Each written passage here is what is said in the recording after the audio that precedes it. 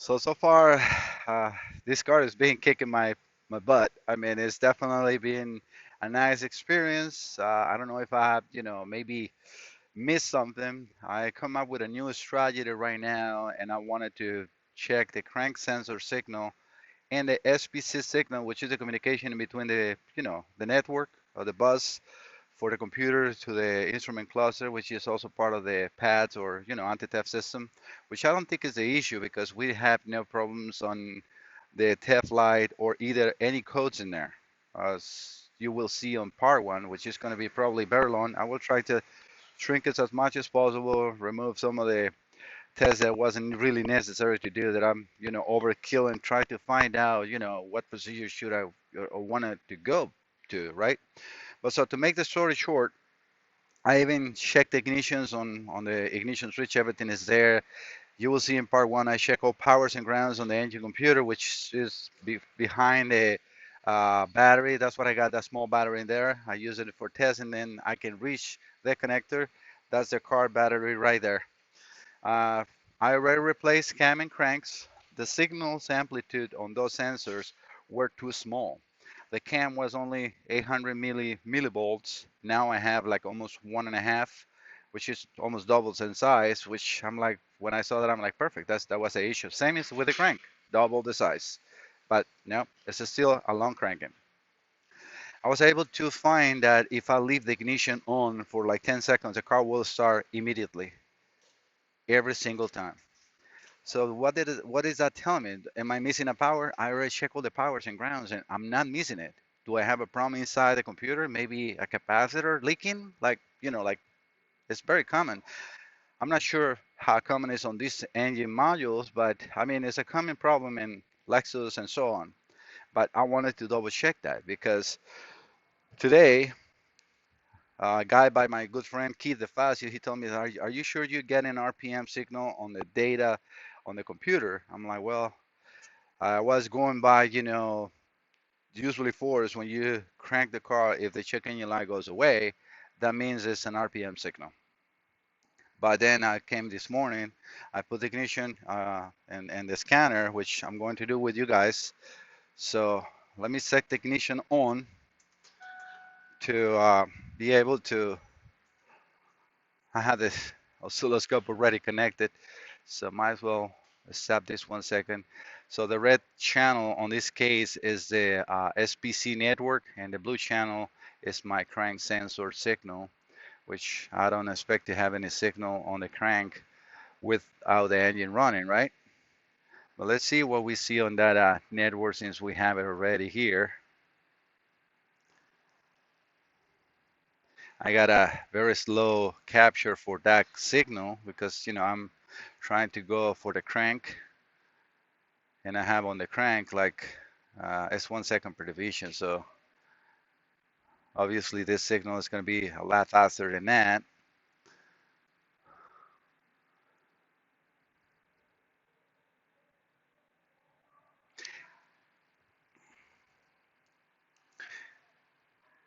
And on that network, I have actually one channel connected to SPC positive and then the other one to the other side, to the other pin. So it looks like we have communication. Let's see this, see what we have here. Probably it's just, I'm going to apply a filter. Yeah, something is there, but I'm not sure what that is.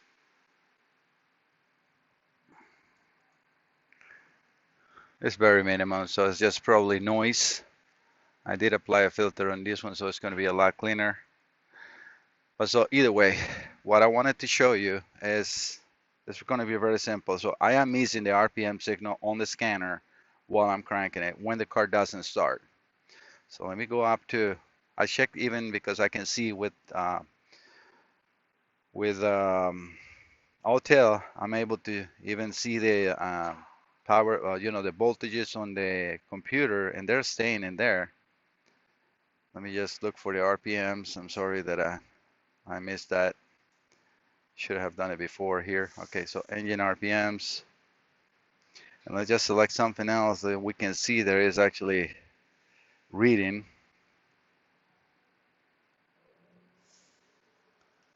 Come on. Trying to not make this super long already. Be long.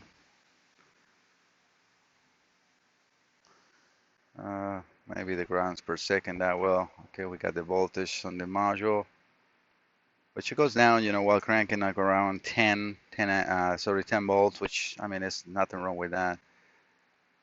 Fuel, let me go over to the fuel pulse width modulation, which I think is the injection on the, yeah, these are for the injector, so that will give us enough bits.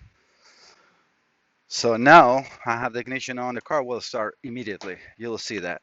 And I'm going to focus you guys on the RPM on the scanner.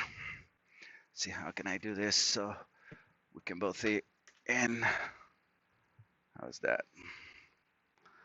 All right, I'm going to crank it now.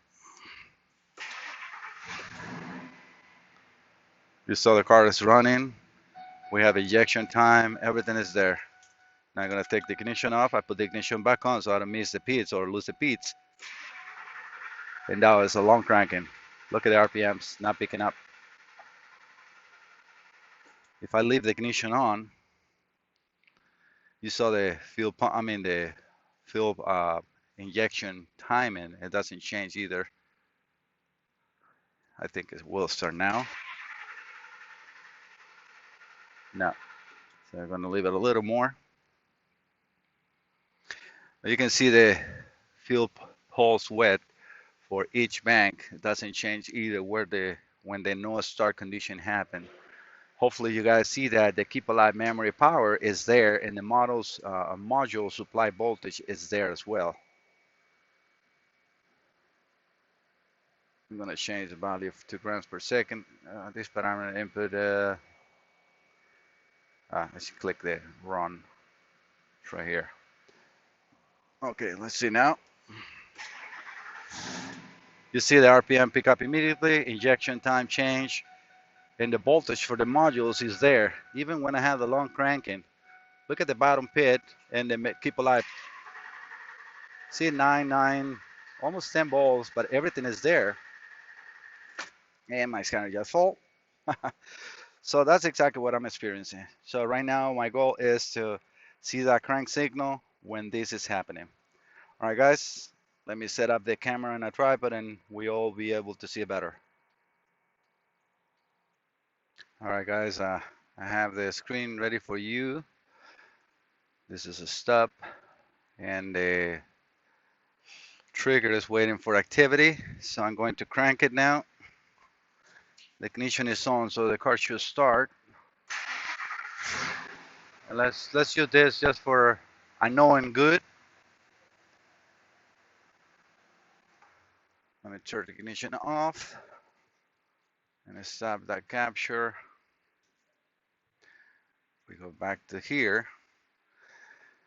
Yeah, the cam signal is beautiful, right?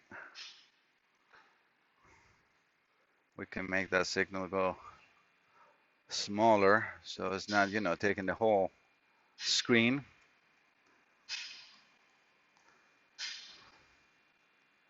But yeah, since the cranking, you can see even right here, the amplitude of the waveform is really good. And when a car starts, obviously it's big. But right now, let's take an average of the waveform around there. So it's almost 2 volts.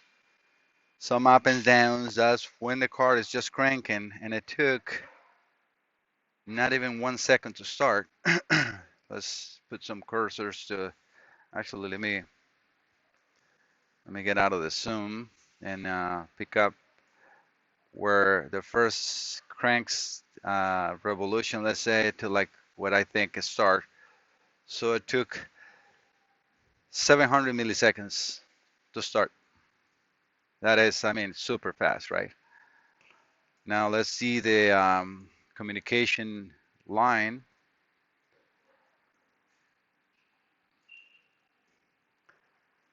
In here, I'm not sure if this is going to be good enough. I don't like a lot the up and downs in there. I should probably set up 2 channels for this, but we'll see. But we do have communication. These are the packages. Okay, we measure this, so it looks like a 0 to 5. It's not a very clean up and down. But yeah, it's a 5-volt up and down signal. And then I would consider that normal, right? The car is just starting. So let me file, save this. And then I'm going to select this. And sorry guys, but I need to see better. So I'm going to put here crank. Crankshaft sensor. And then I don't know if I have any SPC or something like that network, right? So, but either way, let me see if it's anything like that. No, so maybe CAN bus. Should I use that? How about an NF network? All right, so let me just put, SPC, SPC bus.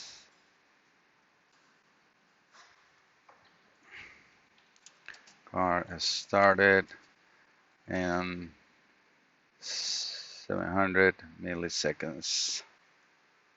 Let me save this. Then we have crank and SPC bus starting good. I like always to keep, all the information. I can go back, recheck, and see if I missed something. So now I'm going to turn the ignition off because that's exactly what I needed. Actually, the ignition is off, so it's ready to go. All right, so let me crank the car, which I know is not going to start.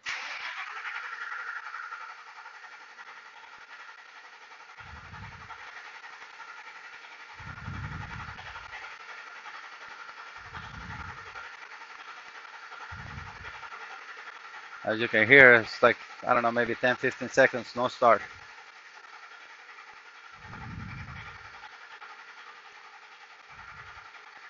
Yeah, I don't want to burn the starter.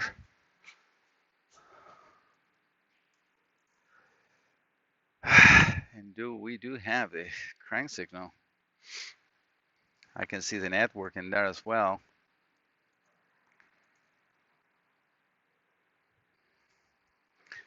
What is the amplitude of this signal? I mean, it's cranking, so we can use this as a good. It's 2.5 volts, man. Yes, it starts, the first, seconds of like cranking is around 1.5 volts, but then when it stabilizes, we're getting a very strong now crank sensor signal, because this before was like 1.2 volts, and that's what I replaced the sensors, thinking oh yeah, it's such a small amplitude that the computer is not able to pick it up as a crank signal, but that's not the case. We have a very good crank sensor signal, and it's not starting.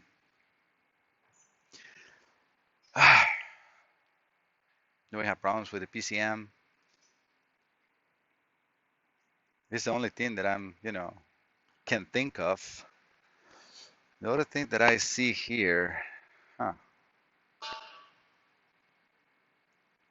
let's say the car start cranking here. We didn't have much communication, but then the communication is here. I will go back and forth because one thing you can do when you're using Pico, let's say I have that one open, that's a live capture. So this one will open another one without closing that one, and it will think that it's no device found because it's already being used. So just click on yes. And now we're going to be able to open that file that we have as a known good with the car starting. So we're going to open that file. It's starting good.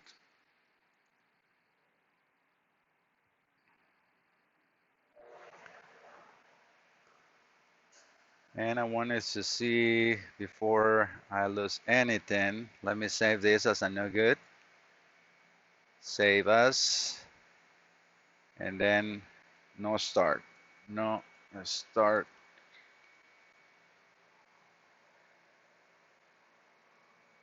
So crank, SPC, no start. See if we see that now. Let's say until the crankshaft stabilizes, right? So we have in there around 370 milliseconds. So I'm going to take that same time capture from when the car start or start cranking. So let's pick up 370 milliseconds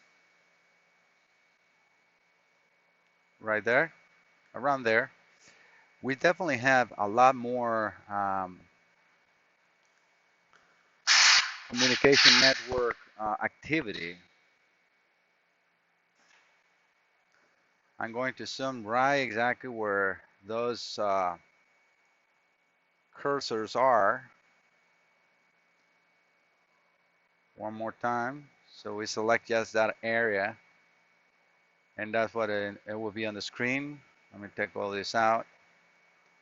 And let's do that same thing on the other capture.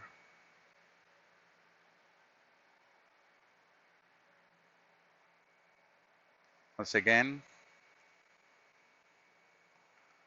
So this is the activity when the car doesn't start. And this is the activity when the car starts. So definitely a lot more packages of information.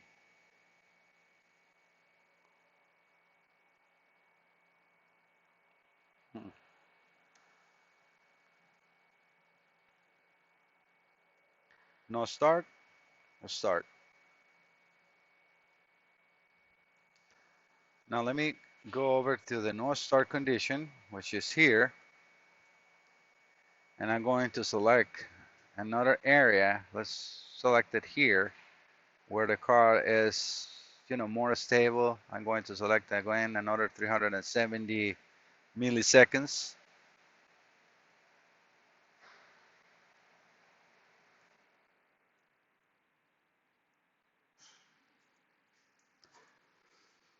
And as you can see, this doesn't even look close to what it should be. Because yeah, we have like, let's say 2, 2, 1, 2, 2, 1, 2, 2, and then 1. Disregard what is inside. I'm just looking at the signal waveform as a look. No start, a start. As you can see, the package of information in between the the 370 milliseconds is a lot bigger here. See, we have not just two, one. We have a two packages and a big one, and then another big one, and then another big one, and then a small one, big one, and then a little less, but then a small, too small. See what I mean? If we use where the card is running, let me take the um, cursors out. I'm going to just put it anywhere. I'm going to, oh, that's not the right one. I don't know what that is. And it's on my way. So 1 second, guys. Yeah, I think I selected what the trigger was, and I'm grabbing it. It's going to happen again. Well, it doesn't matter. So let's pick up here and 370 milliseconds.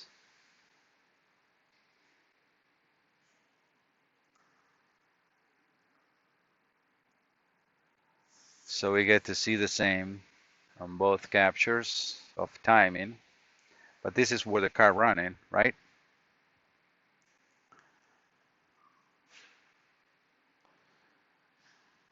No start, running. No start, running. The thing is I cannot decipher what that is. I can just see the differences. and it's obviously a difference.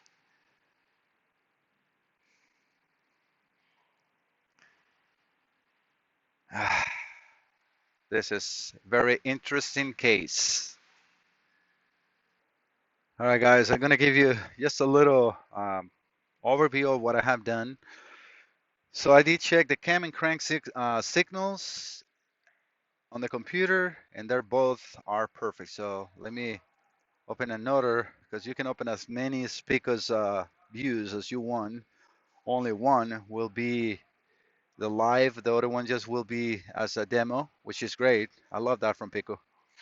So let me open the cam and crank and SPC. Let me see, crank, SPC, no start. I got so many captures now. Cam, crank, no start, then it starts. Okay, I think this one will be good for us to see. Easy to see, blue is crank sensor, green cam sensor, and the SPC, I only have one. Or actually, this is the negative and positive on the one, so it is communication. I then end up going on to the DLC, which I'm going to show you in a second, and checking those communications on the pin 2 and 10 on the DLC with the crank, also always in there.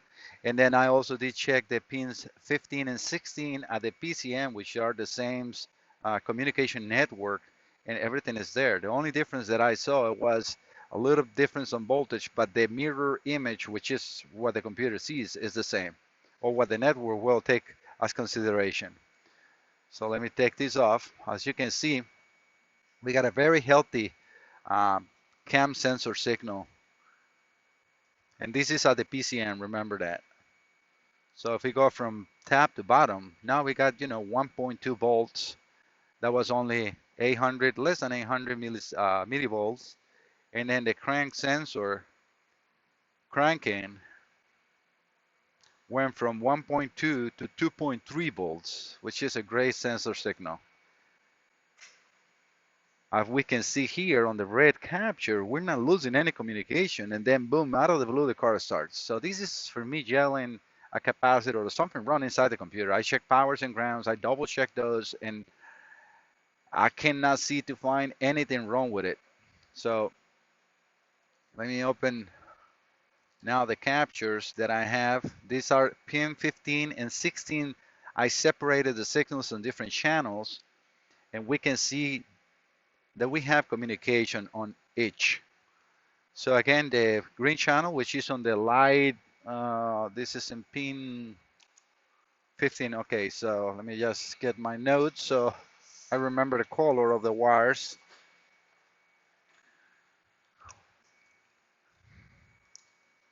So yeah, pin 15, pink, light blue is the green channel, and then the red channel is the pin 16, which is supposed to be the positive of the network or the SPC bus, the blue crank sensor. So we're not missing anything in here. The only difference that I did see, and let me show you that, is I'm just going to put two rulers or cursors in here.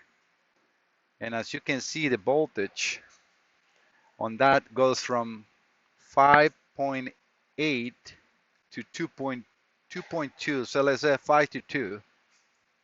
And that's the difference. The delta at the end is just the difference. If I go now on pins 2 and 10, right here, pins 2 and 10 at the DLC, same thing. Same capture, the car starts.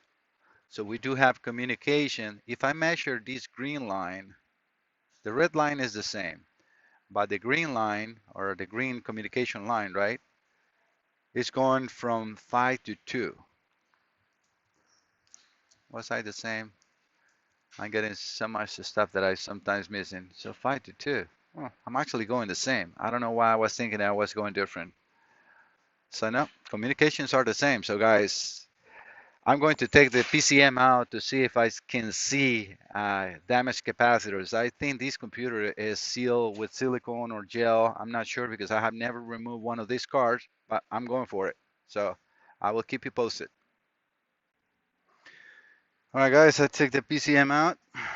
I'm looking just for the socket right now to see. What size is that? It's pretty easy to remove this PCM. It's on the passenger side. All you need to do is, remove the connector, which is on the, behind the battery, number 10 volt, pull the plug. And on the back of this is the way the computer is on the passenger side. It's a clip that you need to pull, remove it, and then just move the computer and get it out. So nice and easy. So, and this is a 5.5. Let's see what we see. Take some of this stuff out of the way. Trying to go as quick as possible. This is already too long, too much time invested on this, but I like the challenges.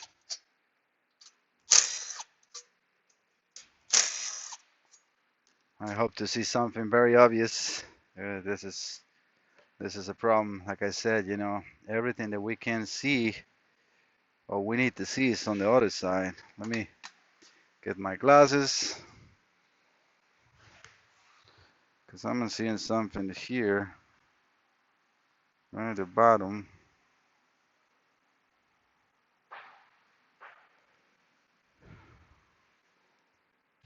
The following am I applying? Looks like maybe when they program it. Let me remove this so you guys see what I'm talking about. That's just a plastic cover here. Oh, actually, that's all I needed to remove in order to see the bottom.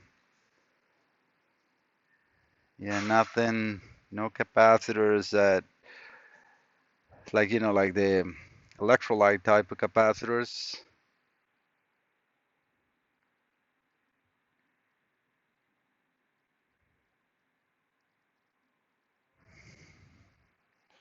Let me get this close to the computer, to the camera. I was hoping to see something really obvious. It has still the silicone or clear coat that they apply on top of the whole board to protect it against, water. I don't see any cracked chips or anything.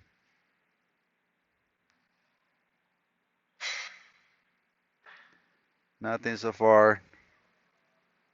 And this is as much as we can see on the other side without removing it from here. And there is actually a capacitor in there. And there's another one in here which it looks swallowed.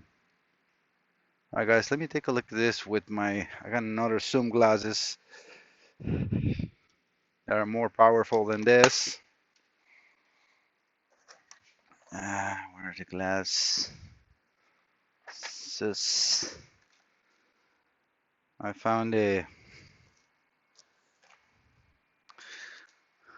lenses. Okay, I got it.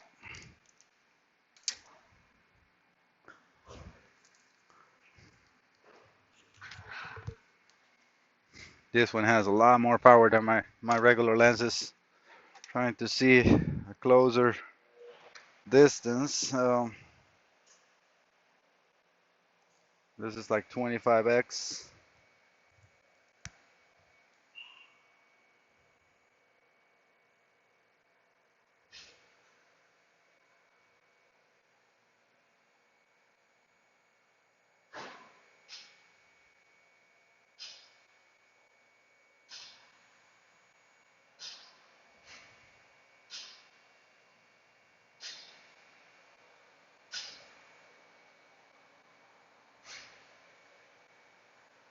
It's a little weird in my eyes.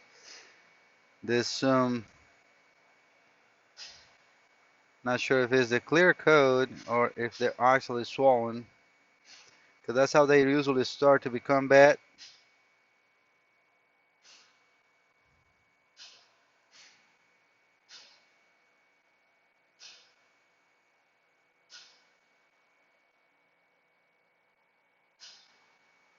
I'm looking at the whole board, so to not bore you guys, let me do this by myself and I'll be right back. All right, guys, I have another thing that I was able to do. I now have the computer connected. I put, all those pick mats in the battery. That small battery is almost dead from me trying and cranking and everything. But well, I put my battery booster. Let me turn it off so it doesn't die on me. And so one thing that I noticed, I have my thermal camera and the computer is open. I was able to see. Let me show you these captures. I was able to see that one spot on the computer when it reaches 168 degrees. See right here, hopefully the image it gets better. So right here, right in the center here is I'm not sure because my eyes aren't that good if it's a processor or a capacitor or what it is in there, but when that reaches 157 degrees, the car starts. And when you turn the ignition off, it goes down to like 87, very cold. I mean, very quick. I mean, obviously the shop is not that cold, but it's going hot and cold very quick. So my goal or my idea was, okay, well, let's heat this up. So I got my heat gun out. I got it helping me. I heat it up with a heat gun with no ignition, and the car started instantly. So I'm going to reproduce that with you guys. I'm gonna get Ed to help me. You're not gonna be able to see much of the thermal camera, but I want to show you that.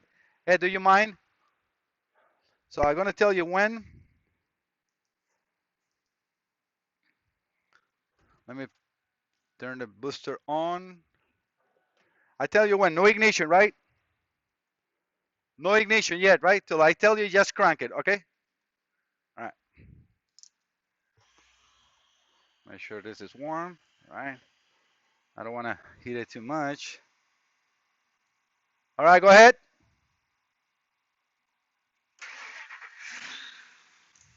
Instantly. Instantly starting. Turn it off. Now I'm going to see what the temperature, because right now it's still warm because I mean this heat gun goes up to like, 190 in there. So that whatever is in there has to be hot for the computer to work. So right now it's in 140. I'm gonna let it cool down a lot more. No ignition, right? Well, obviously I can see the temperature is dropping down. So it's now 134. And it's because now I apply heat to the whole computer, because I mean this is not a centralized temperature, so it's gonna stay a little warmer because it doesn't dissipate the temperature that quick. But right now it's in 120. It started. Start. See a long cranking. Oh, turn it off. That was still not such a bad cranking, and it went up to 167 really quick. So I will have to let it cool down. Let me feel it by hand. Oh yeah, the computer is warm now by the heat gun. But look, it's starting very normal. Can you take the ignition off? Take the key off completely. All right. Gonna turn this off.